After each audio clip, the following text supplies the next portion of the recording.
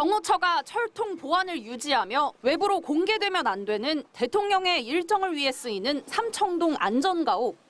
그런데 김건희 여사에게 고가의 귀금속 3종을 건넸다고 고백한 서희건설 이봉관 회장이 지난해 이 안가에서 김 여사를 2차례 만났다고도 자수서에 실토한 것으로 파악됐습니다. 앞서 이 회장은 윤석열 전 대통령 당선 직후 김건희 여사에게 맞사위 박성근 전 검사의 인사청탁 목적으로 반클리프 아펠 목걸이와 티파니 브로치, 그라프 귀걸이 등 고가 귀금속 3종을 건넸다고 털어놨습니다. 이후 2023년 8월엔 김 여사와 이 회장이 문자 메시지를 주고받은 사실이 드러나기도 했습니다. 윤 전 대통령 측 추천으로 국무총리 비서실장이 된 박성근 전 검사가 22대 총선 출마 의지를 굳혔다는 보도가 나온 뒤입니다. 이후 김 여사는 김건희 특검법이 통과되기 전후인 2023년 12월 말에서 지난해 초 이 회장에게 반클리프 목걸이를 돌려준 걸로 추정됩니다. 지난해 이뤄졌다는 안가 회동이 사실로 드러날 경우 이 회장이 목걸이를 돌려받은 이후에도 김 여사와 계속해서 교류를 이어왔다는 뜻이 됩니다. 이 회장은 김 여사가 마음의 위로를 얻고 싶다는 취지로 자신을 불러 안가에 방문했다고 주장한 것으로 알려졌는데 이 자리에서 인사청탁 등과 관련해 추후 논란을 대비하기 위한 방안을 논의했을 가능성도 배제할 수 없습니다. 특히 안가는 군사 및 공무상 비밀시설로 영부인이 민간 기업인을 만나는데 비밀시설을 사적으로 유용했다는 지적을 피하기 어려워 보입니다. 안가는 내란 사태 다음 날 당시 박성재 법무부 장관과 이상민 행안부 장관, 김주현 민정수석, 이완규 법제처장 등 법조 4인방이 모여 계엄 수습 방안을 논의한 것 아니냐는 의혹이 제기된 곳이기도 합니다. 김 여사 측은 안가 회동 의혹에 대해 언론에 알릴 내용은 없다는 입장을 밝혔습니다. MBC 뉴스 구승입니다. 지난해 6월 17일 곽종근 전 특수전 사령관은 윤석열 대통령의 삼청동 안가에 처음 초대됐습니다. 윤 대통령과 김용현 경호처장, 이진우 수방사령관, 여인형 방첩사령관, 강호필 지작사령관이 모여 소주와 맥주를 섞어 마셨습니다. 윤 대통령은 이때 현 정부의 비판적 입장을 보이는 민주당과 언론계, 노동계를 언급하며 시국이 걱정된다고 언급했습니다. 그러면서 특전사가 잘하고 있다며 곽 전 사령관을 추켜 세웠습니다. 곽 전 사령관은 아무리 중장급 사령관이라도 대통령 안가에서 하는 저녁 식사를 상상이나 했겠느냐고 진술했습니다. 국군의 날인 10월 1일, 윤 대통령은 이번엔 수방, 특전, 방첩 세 사령관을 아예 관저로 불렀습니다.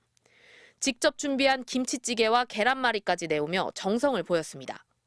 소맥이 오가는 이 자리에서 윤 대통령은 한동훈 대표와 MBC 등 방송계, 민주노총, 전교조, 부정선거 등을 부정적으로 언급했습니다. 식사가 끝나자 김용현 장관은 새 사령관을 따로 불러 군이 확보할 장소로 국회와 선관위, 민주당사를 지목했습니다. 내란 2달 전부터 병력 투입 장소와 함께 군사행동을 논의한 겁니다. 한 달 뒤인 11월 9일, 윤 대통령은 이들을 국방장관 공관에서 다시 만납니다. 이 자리에서 여인형 방첩사령관은 다시 국회, 선관위, 민주당사, 여론조사 꽃을 언급하며 방첩사 운용에 대해 얘기했습니다. 곽 전 사령관은 대통령과의 3차례 소맥 회동을 설명하며 가스라이팅을 당한 것 같다고 말했습니다. 예상 밖의 뒤늦은 중장 진급에 이어 대통령과의 저녁 자리와 격려가 이어지면서 명령을 거부할 수 없게 됐다는 겁니다. 김용현 장관은 내란을 주도했던 수방사, 특전사, 방첩사는 한 몸이라고 평소 강조했다고 합니다.